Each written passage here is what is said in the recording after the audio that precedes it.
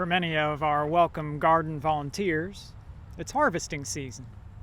I've learned a lot from these wise and faithful folks over the years, so I thought I'd share my top 5 faith lessons learned from gardening. Number 1, when it comes to gardening and faith, don't be afraid to ask for help. I'd never gardened before moving to Lee Summit, never grew flowers, never planted vegetables, never pruned trees, never sown seeds. So when I was asked if I wanted to participate in the garden, I was intimidated. I didn't know where to start. I didn't know what to do. I didn't know what to grow. I didn't know when to plant. I didn't know how to prepare the soil or how often to water or what the difference was between a sprouting vegetable and a weed. So I've had to ask lots of questions. Even now, after a few seasons of participation, I still ask lots of questions and learn a lot from my own experiences. I've been living a life of faith from birth. I've been in ordained ministry for 12 years, and I still ask tons of questions. And I still ask for frequent help. Number 2, gardening and faith take time and patience. My team and I planted our rows of carrot seeds on a sunny May 1st afternoon, and I first began harvesting on Tuesday, July 14th. It's almost 2.5 months, 11 weeks, 75 days of waiting. Could have gone to the store and picked up a pack of carrots in about 10 minutes round trip. Why wait? Because not everything has to happen instantaneously. Slowing down allows us to reprioritize.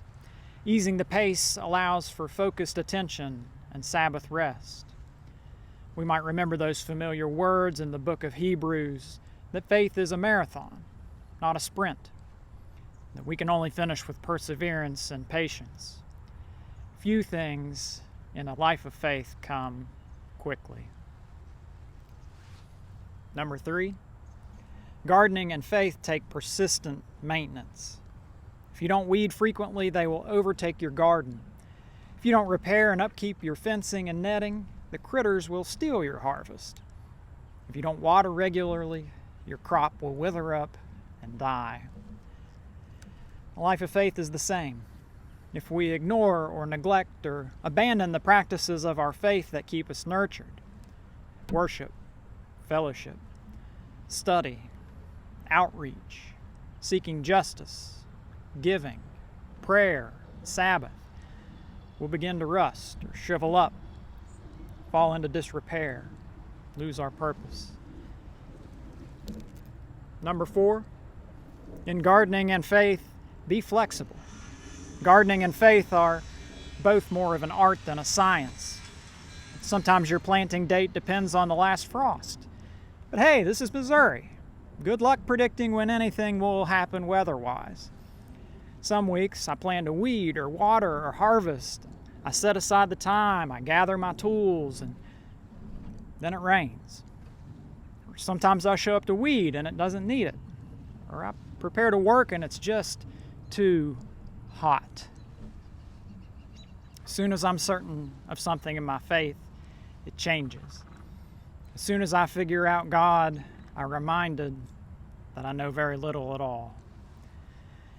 And number 5, in gardening and in faith, perfection is an illusion. When I buy carrots at the store, they're pristine, all bright, straight as an arrow. They're all the same length. They're pre-washed and neatly packaged. My carrots are all a little dirty, even after a wash or two. None of them are the same length. None have grown straight. Some have grown around a rock and split in two or grown in a spiral. And yet they taste just the same, if not better, than those from the store. And they cook just the same as the others. Some people appear perfect. Perfect lives, families, careers, health, perfect faith. Standing next to them in comparison, we seem imperfect. And yet no one is perfect. We all struggle and fall short. We all have a little dirt. We're split in two in a few places and look different than the rest, but at our core, we're all worthy of God's love.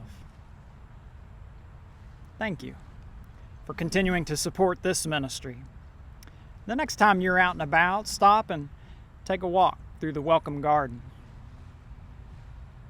Go in peace.